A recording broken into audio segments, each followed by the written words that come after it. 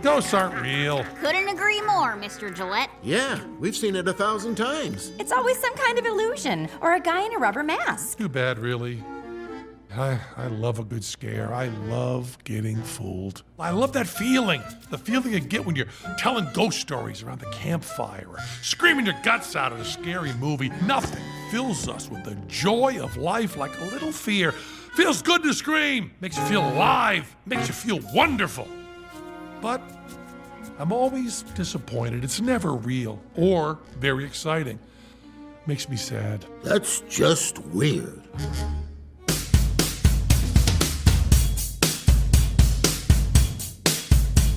The gang's all here, they're on the case, and there's no ghost that they wouldn't face, 'cause they dig it,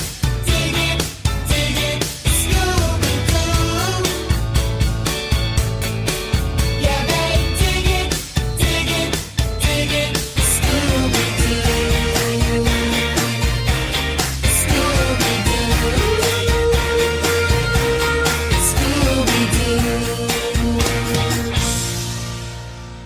Hey everybody, I am here today for another installment of APNSD Extra, where I do the added value content for the podcast, the commentaries, the reviews, the things that do not fit into the usual long-form interview podcast proper. And I have some special content to sort of present to you today, and I have a special guest to help me present that to you.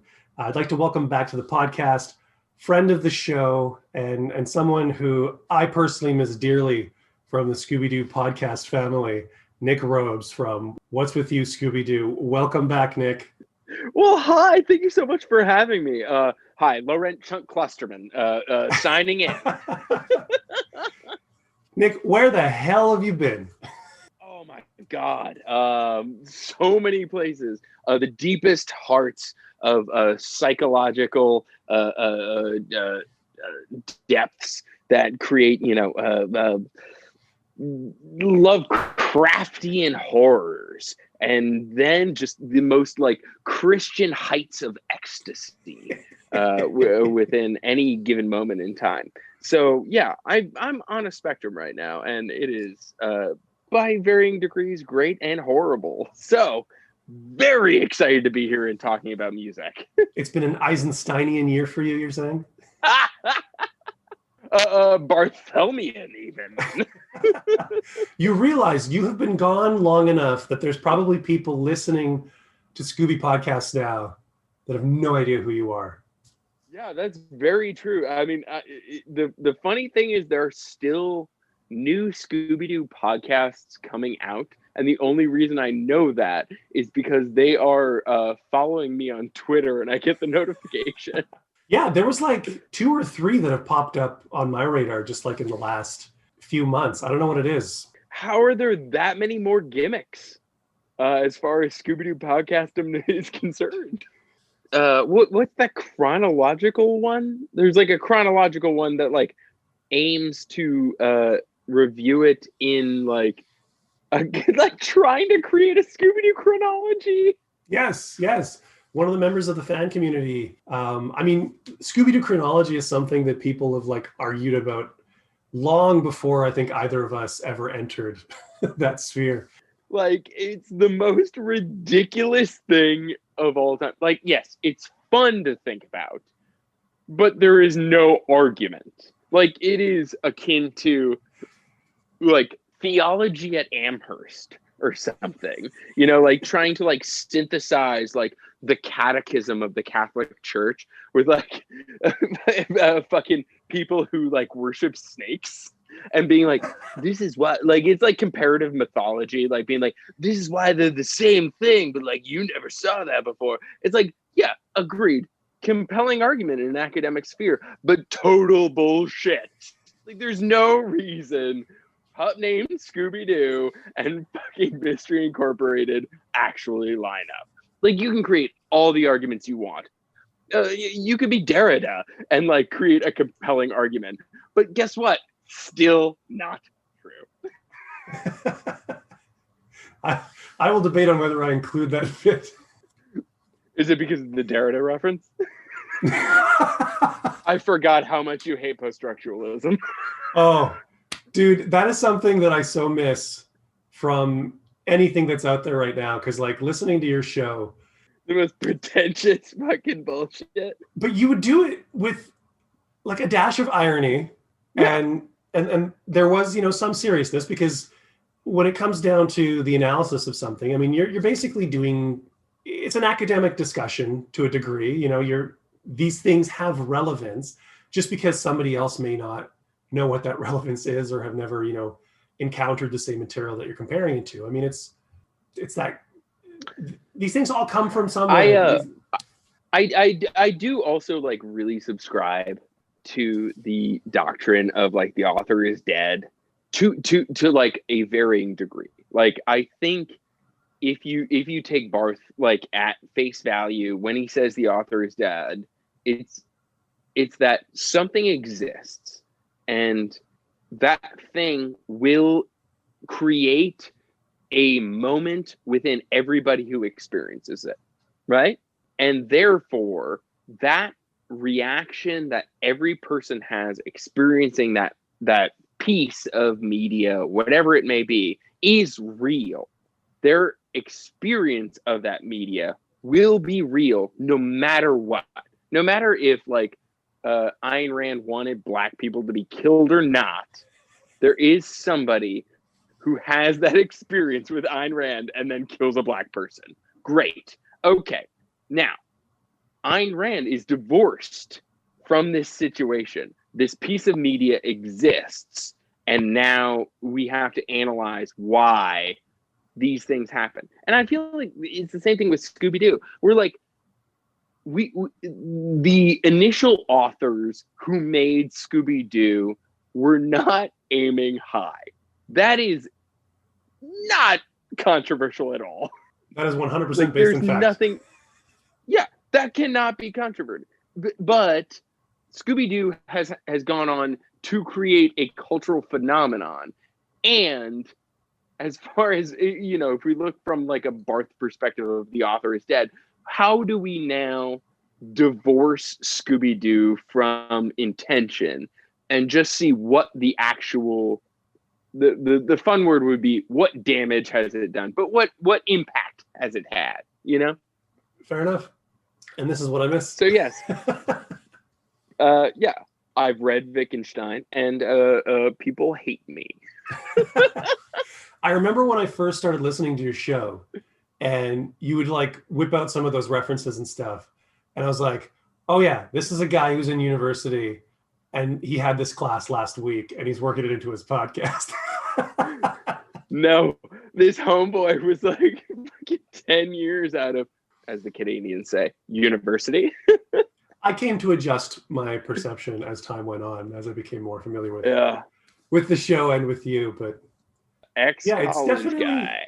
It is a perspective on the franchise that I think is lacking currently out there. So There was an article that came out like I want to say like a couple months ago on the Atlantic, which is one of the publications that I enjoy, where a political commentator did talk about Scooby-Doo, and I was like, oh, no way. In this like, I mean, the Atlantic like kind of borders the line of pretentious. I mean, they tout themselves as an intellectual publication. And so like, he was talking about Scooby-Doo within an intellectual sphere, and I just like read this whole thing and I was like, God damn, you saw so much low-hanging fruit. If only we could have a conversation. that is something that really bothers me sometimes about the way people kind of talk about the franchise is, I mean, this is the thing that we always complain about with the stuff about the stoners and all the stuff that culture has imposed kind of upon the concept, where it's generally low-hanging fruit and nobody wants to give it kind of more the time of day, which I guess kind of segues us a little bit into what we're doing right now, particularly since the parties that this is involving. This ties into my recent conversation that I had with Vivek Madala and David Poe, David kind of Mm. infamously commented, like, why are three adults sitting here talking about this cartoon dog? But he wasn't doing it maliciously. It was just that idea of, like, there's this perception of the show that is very much, like you said, it wasn't, they didn't set out with the highest aims, but because it's impacted culture as much as it has, and it's persevered for as long as it has, it's kind of like, it's taken on more meaning and it's taken on more importance. And Well, the weird part of it is that simultaneously people are taking it more seriously and less seriously simultaneously. that's true. Is the problem. That's true. It is a delicate balance. Yeah, absolutely. I mean, There's a certain fact point that, where like- you're just basically shoving your head up your ass. yes. Well, congratulations. Freud's whole like major contribution to the Western world was based upon a myth, the Oedipal complex. Sorry. Like, Oedipus is not, like, somebody invented Oedipus. Right. And then Freud creates a theory that encompasses all humanity based off of what Aeschylus? Who fucking wrote Oedipus? I don't even know. The idea, like, these things are not meant to be pulled apart is bullshit.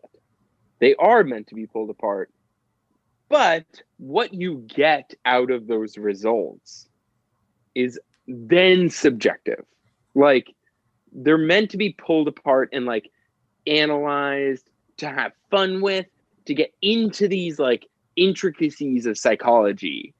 But then what you end up with is a subjective ideal of, now where do you go with this information? Like, if you really tear apart Scooby-Doo, if you really look at it and you start to, like, go into all the various ideals, like whether or not you subscribe to, like, fucking Carl Sagan's idea of it, where it's like, this is questioning reality and, like, evidence and, like, the scientific method and all this bullshit, or whether you look at it from, like, a cultural standpoint of, like, the 1950s and the 1960s, and, like, homeboy Fred is, like, white Aryan, Adonis, who, like, is able to, like, constantly evince authority upon a populace and therefore create, like, a favorable outcome. Like, however you fucking look at it, these are the things that are posited.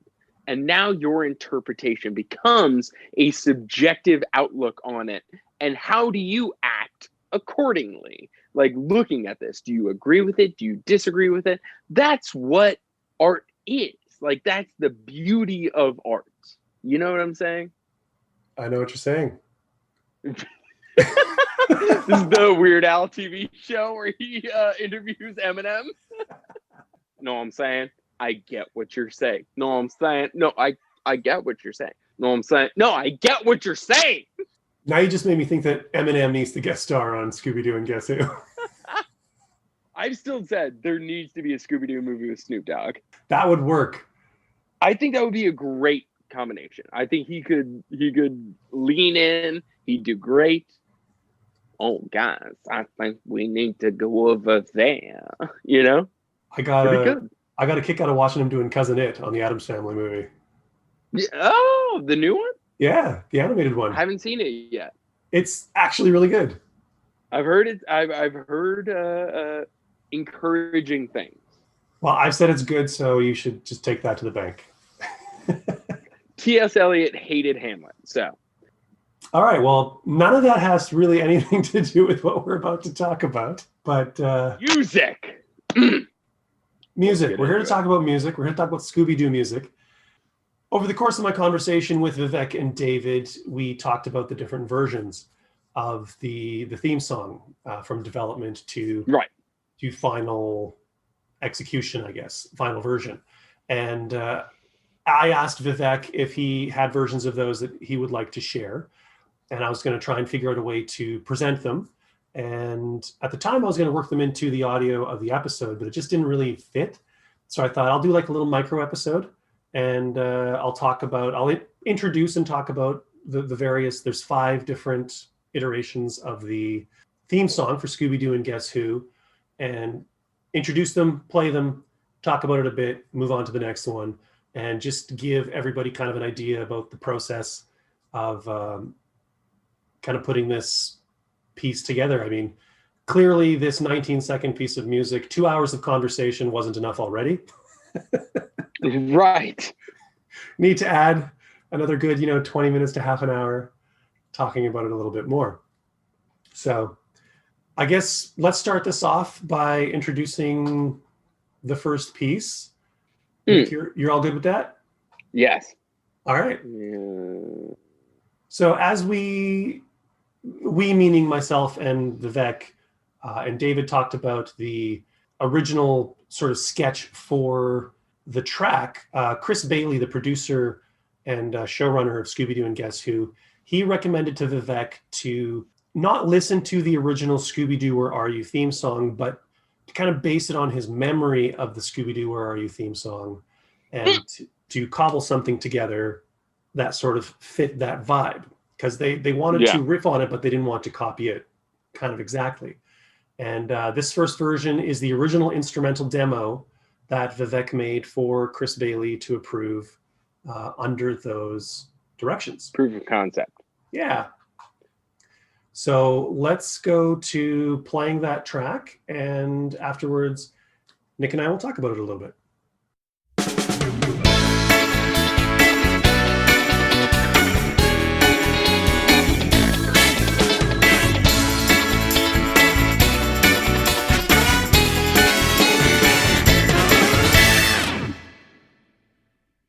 Holy laughing, Batman. So that was the original proof of concept from Vivek on the theme song for Scooby-Doo and Guess Who. And what's interesting to me is when I first heard the theme song on the show, it was unmistakably kind of Scooby-Doo, Where Are You? And I was like, okay, they just reworked the theme song. And listening to this piece right now, it feels like Scooby-Doo, Where Are You is part of the DNA, but it doesn't feel quite so obvious, at least to me. How did you feel about it, Nick? Yeah, no, it does feel like, okay, I'm not going to be so insane about it. Yes, it's literally Scooby-Doo, Where Are You? Like there's the guitar, chord structure, and melody line. But like what they do with it is, they take a blueprint, they make it sound modern, and then they move on. That's literally what it is. Which, awesome. They do a good job. I think the biggest difference for me with this original piece is that it doesn't have the Scooby-Dooby-Doo, it's not hitting those points. It's the background music, right? Right. What's was it horns or synths or something? Does like some. Yeah, there was something that was giving that melody line. There is, yeah. It's just it's not hitting the way the lyric would hit it. You know what I mean? Right. Yeah. And but the guitars, still the guitars are playing like kind of a rhythm background. They're not hitting all of those notes. Ska-esque. Yeah, little jazzy, Vivek, little big of course, bandy. from Gainesville, Florida. Hometown of my favorite band, Less Than Jake. But I like it. I think it's. I know you cool. don't get that being a Canadian, but oh no, I know Less Than Jake. Yeah, that's our Sum 41. I like it. I like the beginnings of where it's at and what it's doing. How about you? Yeah, it feels modern while also feeling throwbacky. It doesn't feel like too much of a subservience to the previous. Like it feels updated enough. Which I think has a lot to do with the fact that he was composing it with the memory of the theme song, not like listening to it and trying to emulate it. All right, so let's move on to track 2, which is refining the idea. It is, in Vivek's words, an evolution of track 1, where he sang on it to demonstrate the overall idea, to basically give kind of a vocal guide track and just honing in on kind of where they want to go with the overall sound and feel of the piece. The idea would be a sketch versus a now starting to refine the edges of the drawing. Well said, Nick. Thank you. Scooby-Doo and Guess Who's ready and you're willing. We can count on you, Scooby-Doo, to catch that villain. So that was version 2. Nick, first impressions. Once again, like it's not reinventing the wheel, but what it does is update the production qualities. So like if you were doing a visual artistic rendition of something and somebody, you had a client, you would now make like 37 versions of the same thing and then be like, I'm refining as I go. And now here I submit this version, right? With music, it's a little bit more difficult, especially in the digital era, because you're not just like copying and pasting. You're like physically creating sound and parts and arrangements. And so like it's a lot of work that goes into it. So like what we went from the first version to now this version, aside from the vocals, is like dialing in a contemporary version of 60s Motown sound, right? Vivek did say So, he was like, going for a very Tower of Power sound. Yes, and 100%. Achievement unlocked. Like, well done. Like, the guitar is, like, fully on point. The bass is on point. The drums are on point. And the vocals are on point. Now, what has changed from 1969 till now? I think the horns are one of the biggest things. Interesting.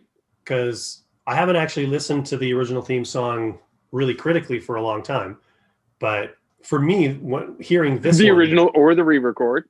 Yes. I kind of consider them both. I mean, they're so close together. But the horns play so much of a role, even though I think ever since doing the interview and having Vivek playing the horns as an isolated track, because he just had he had all the stems up and was just playing stuff as we were talking. It was great.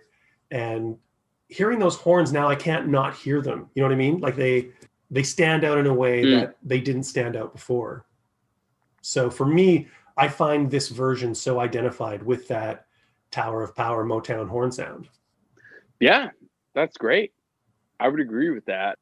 And what I find interesting about this next level of theme song is it takes a pop music sensibility of outlining the theme, which is the vocals. Like that is the focus, right? You have a fully clear vocal. And now you have to have it supported by this underlying miasma of instruments. And then how do you prioritize the instruments under the vocal? And I think, I mean, we're listening to demos, right? Yes. They do a good job of kind of making it sound 60s, like, here's the fucking tapestry. Like, here's everything. Here's the rhythm section. Here are the horns. Here's everything. I'm really looking forward to track 3 because we're moving on from sort of the overall general idea of what they were shooting for to Vivek now is working from notes from Chris Bailey, producer of the show. It is, again, in his words, a new, more sophisticated rock instrumental version per those notes. So we got a little Motown. Now let's see where this new rock version takes us.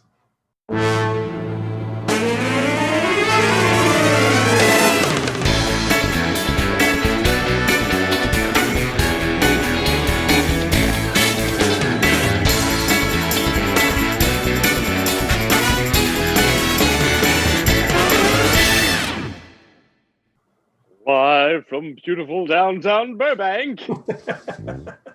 So that's a much busier version, or at least it feels like a much busier version. Yes. Yeah. It has that like 70s like game show vibe. Is it a little up-tempo, or am I imagining that? It might not actually change tempo, but it might be busier. Okay. I will say I don't actually know. I will say I'm not as big of a fan of the intro that joins this one. Instead of just having the drum fill, it has that kind of orchestral lead in. But you know, this feels straight out of the dun dun dun dun. You know, what's the one? Hey, where it's like, Scooby! yeah, right, exactly. The new Scooby-Doo movies, yeah. Yeah, I guess this one feels a lot more animated TV series, wouldn't you say?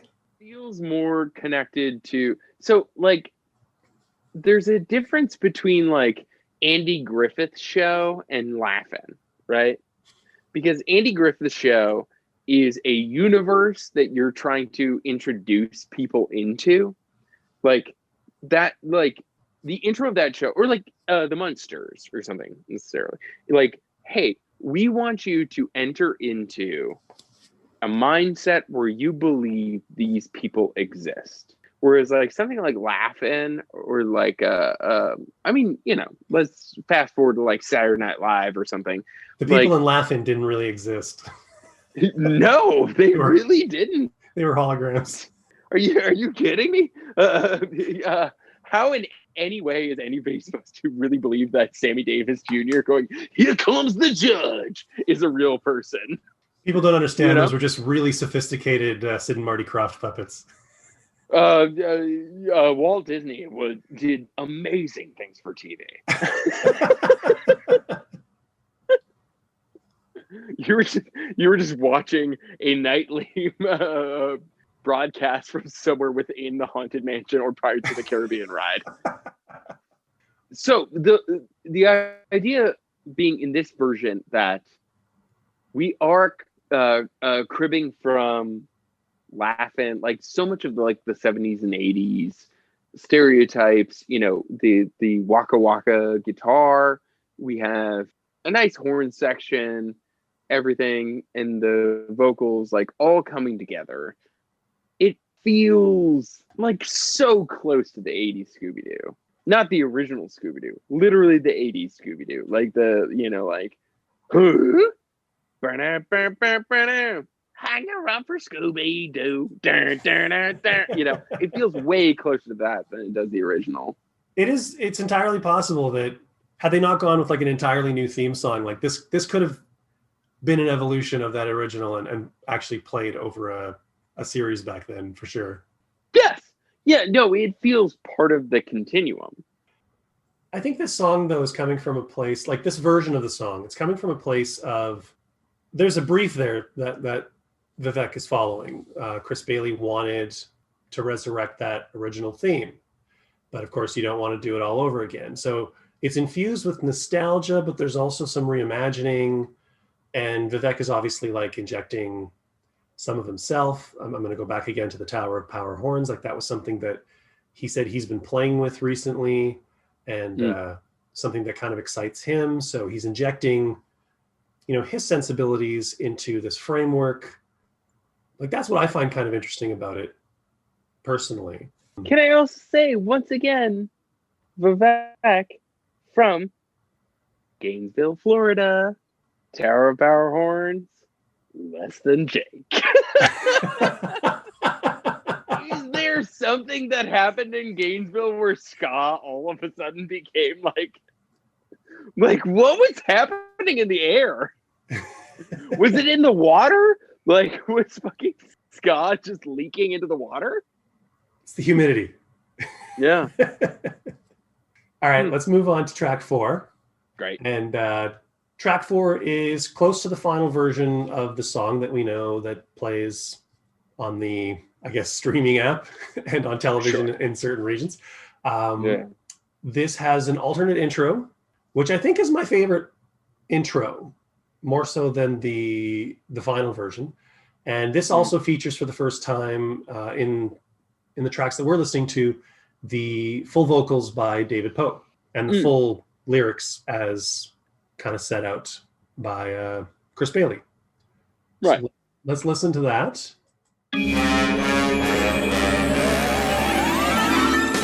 Scooby-Dooby-Doo,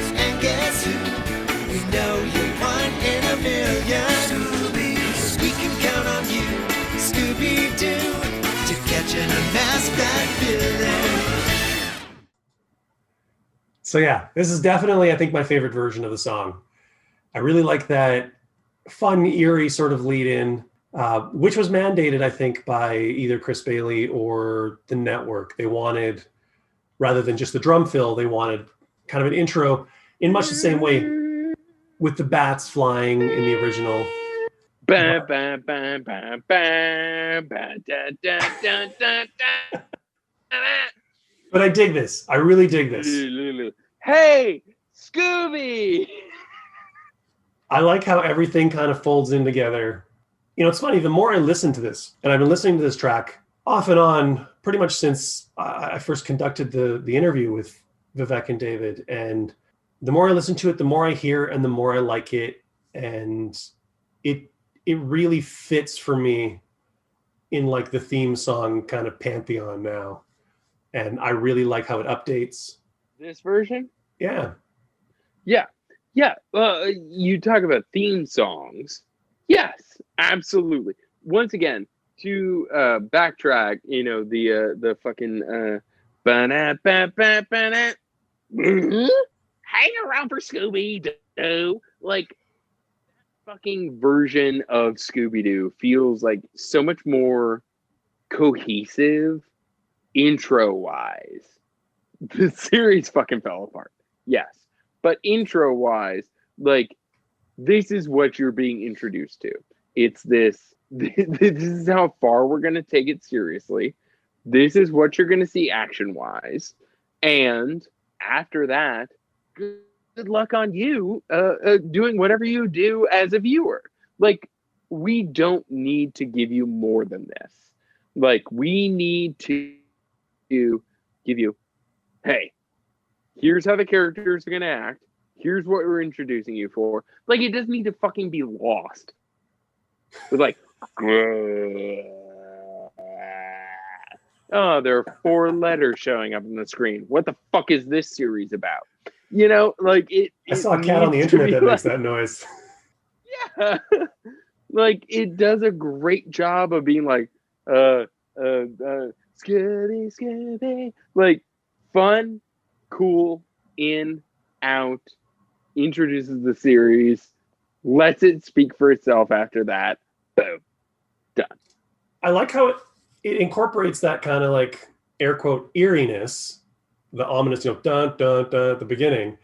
But the original, yeah. No, like in this version, right, it cops here from the original. Yeah, but it's introducing like this spooky element, but there's very much a wink and a nudge with it. Right. Yeah, That's all I got. think it. Point taken. I think what this evolution of theme song does right is taking the production elements that we've grown accustomed to over 50 years. So now we have children acting against adults. We have the most hip score of all time, right? Didn't Vivek talked about that, right? In your episode? About the original Hoyt Curtin music? Yeah, it was like super like hip, funk, jazz, harmonically very interesting, harmonically dense vocabulary. It had all the colors in it. It was eerie. It was funny. I think so much of the drive of using this theme was because when Chris Bailey was taking on the new Scooby-Doo project, he wanted to do something that really harkened back to kind of the old days. And this was sort of that calling card, right? Like you heard the theme song and it instantly takes you back to that period.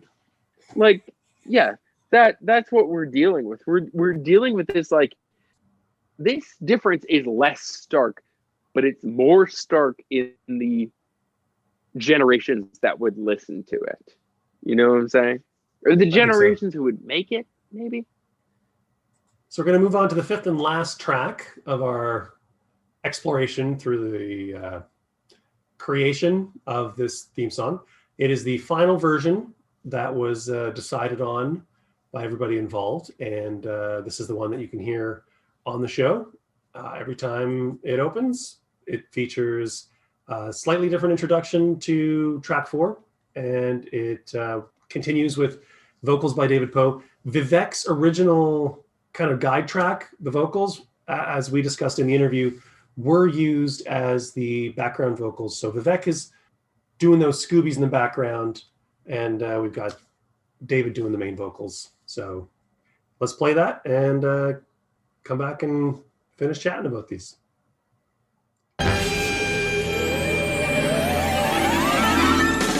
Scooby-Dooby-Doo and Guess Who?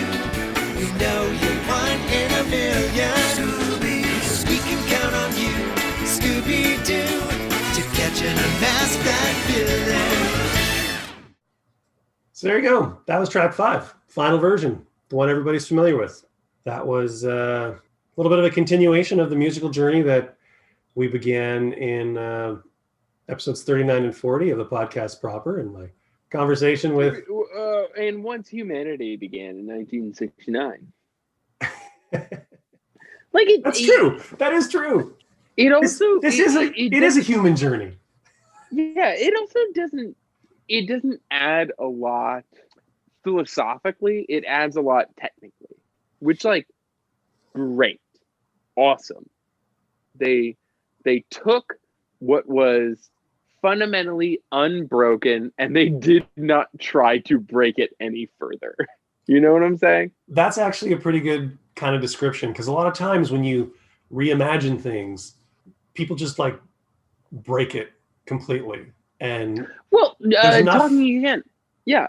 Once again, the Simple Plan version of what you get in What's New Scooby-Doo is such a product of its time. And I'm not going to say it's good or bad. What I'm going to say is it exists. It is so poignant in its intention and its attempt to be like, this is the series that we want to make. This is the more classy version of that. I feel like it's attuned to the, like, this isn't a garage band version of that.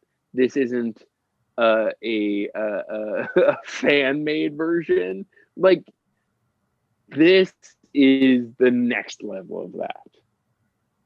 Have I talked long enough? Have I fulfilled my quota? Have I Dostoevski'd? I've gotten cents per minute. I think this theme literally, like, it absolutely accomplishes what it set out to do. And I think what it set out to do, this was balancing nostalgia and what comes next. Yeah. Mm-hmm. Yeah. I don't, like, it's the Force Awakens of, or at least in conception. Well, I would argue that would actually be Last Jedi is trying to balance what came before, what comes next. That's a good point. And this theme song, I would say, actually does it better than, even though I fucking love Last Jedi. Minority, I know. I would say this theme song. This phone. I would say this theme song does it better than that. It figures out a little bit more how to balance what came before and what should come after, but also does a great job of mimicking the styles. And I think Vivek was actually a really good choice for doing it. Like, what he brought to it from his own sort of background and personality, I think gave the track sort of a kick and personality that somebody else might not have tried. And again, he did it without breaking it. He was able to, like, fold in his own sensibility and blend it very nicely with that original concept, and not be like, this is going to be the rap version, or yes, exactly. This is the Brian Eno version of the theme song. Like, we're the Addams Family movies. You always end up with, like, we do what we want to do. It's like, why is MC Hammer showing up? MC Hammer doesn't belong here. And to be fair, I will say that when I first saw my first episode of Scooby-Doo and Guess Who, I didn't really dig the new theme. There was something about it that just, I don't know. Sometimes when I'm not expecting something, it takes me a minute to sort of settle with it. And a lot of times talking to people, finding out the intentionality behind it and the process behind it, like gives me a really great appreciation for something. And for me, I mean, I jokingly talk about how this has been like a musical journey, but in a way it kind of has been, at least in terms of this 19 seconds of audio. I am actually surprised at how much I enjoy it. Like when I put it on and I listen to it, and the things that I pick out from it, and the amount of time that I've spent with this, which is probably less than, you know, Vivek has spent with it, but I think more time than David spent with it, because I think he did his vocals in like a half an hour, I think they said, and came back for a quick redo. But yeah, when you said achievement unlocked, I think that's a really great description of the success level of this. Yeah. Good job. And not taking the direct-to-video approach of like, hey, here's, I don't know, who the fuck would you get? Gwen Stefani, any member, any panelist from The fucking Voice is who you would get now, right? Because that would be the direct-to-video version where you got, you know, Billy Ray Cyrus or Jennifer Love Hewitt. Yeah. So like they didn't take that approach, which good on them. I think that Less Than Jake would rock it? Yes. I think they would do a great one. Vivek, talk to your fucking high school buddies, who I'm assuming are fucking Less Than Jake. All right. Let's wrap this one up. Thanks so much, Nic, for joining me on this conclusion of the musical journey that started some time ago for the podcast. I hope everybody here has enjoyed checking out these 5 versions of the theme song, from original kind of sketch to final version. And Nic, are you still online at all? Is there anywhere people can find you, or are you being all Unabomber? Yes, I'm a huge bummer, especially where I am situated right now. Physically allows for a lot of political drama. But you can see, if you want to check out more of my bullshit or more of my opinions, you can check out the backlog of What's With You, Scooby-Doo, which is on Apple Podcasts, Google Play. I'm pretty sure it exists on Amazon. Google Play is going away because Amazon is now getting into the podcasts. Anyway, you can check out the backlog of What's With You, Scooby-Doo. You can look at Brie and Nic, Adventures with Brie and Nic on YouTube, which is me and my girlfriend basically going to Disney or trying to recreate Disney. Yeah. There's some really crazy just kind of ideas. Like, we look back upon how much we used to hang out in crowds, and it feels awkward. It's a wild bit of nostalgia. I feel like that's what the vlogging community is going to give us in the future, is like all of these like personal subjective experiences of the world around us, and like we're going to be able to become increasingly objective and isolationist and watch and live vicariously through these subjective experiences, and that's what we provided. So check out Brie and Nic. Fair enough. And if anybody wants to check out the rest of the podcast named Scooby-Doo, available on all of those places that Nic mentioned, although we are also available on Spotify. Yeah, I've got a backlog of a number of great interviews with people doing work on Scooby-Doo shows. Insanely good interviews. Oh, thank you, sir. So that'll be it for us. Be sure to check out the next episode of the podcast named Scooby-Doo coming out on Halloween, which will be an interview with Ashley Kohler and returning guest Casper Kelly, talking about Night of the Living Do and working at Cartoon Network. There's also going to be an audio commentary. It'll be the original 2000 in-house commentary for Scooby-Doo Project. I think that's all I got scheduled for right now. So check those out. We'll see you next time. Thanks again, Nick, for being on the show. Thank you so much, Mike, for having me on. And until next time, this has been Mike Josick on a podcast named Scooby-Doo. Stay safe, stay healthy, take care.